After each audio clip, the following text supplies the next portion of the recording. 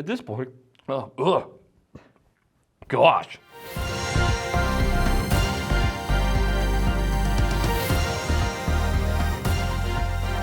What's going on, everyone? My name is Jacob Brothers, and this is your CXP Esports Update.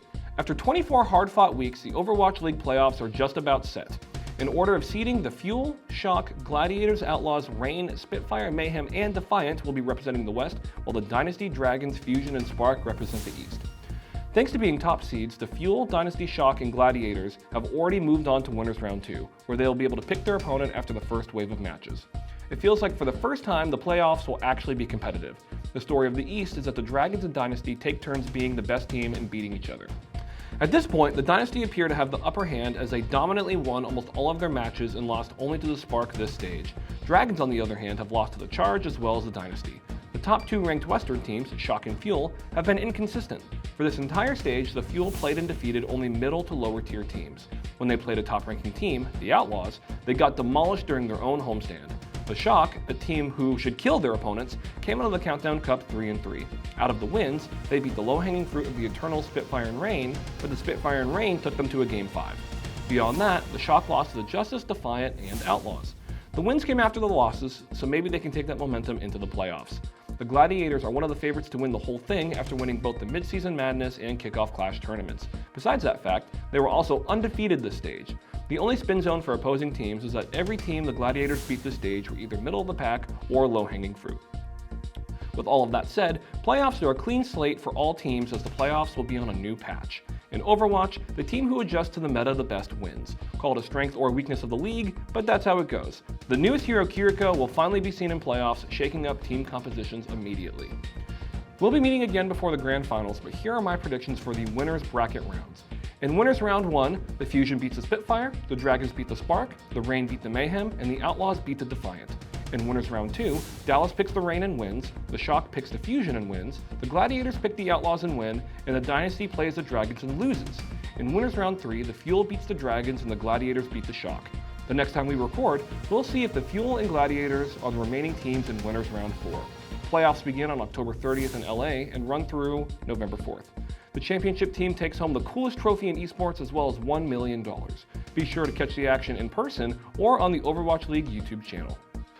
Calling back to another story from last week, we now know the Halo World Champion. The World Championships took place from October 20th through the 23rd, and in the end, Optic Gaming was crowned the champions. Not only did Optic win, they dominated from start to finish. Counting group stage matches, they only dropped 5 maps in the entire tournament.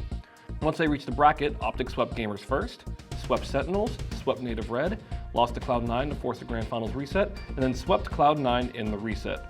Cloud9 themselves had a perilous journey as they got dropped in the first round by Native Red.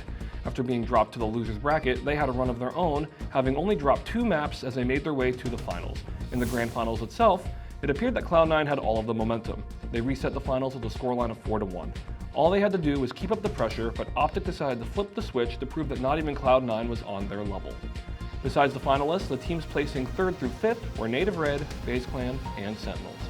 Speaking of FaZe Clan, the roster is already seeing changes as Snipedown announced his retirement from Halo on Tuesday. Snipedown was a legend for over a decade. He's made almost $1.5 million in his 14-year career. He won MLG Halo 3 tournaments with straight ripping, and he's had a presence in Halo Reach, Halo 4, Halo 2 Anniversary, Halo 5, and now Halo Infinite, the game that he left Apex Legends to return to. Snipedown played for FaZe, and in September he was loaned to E-United.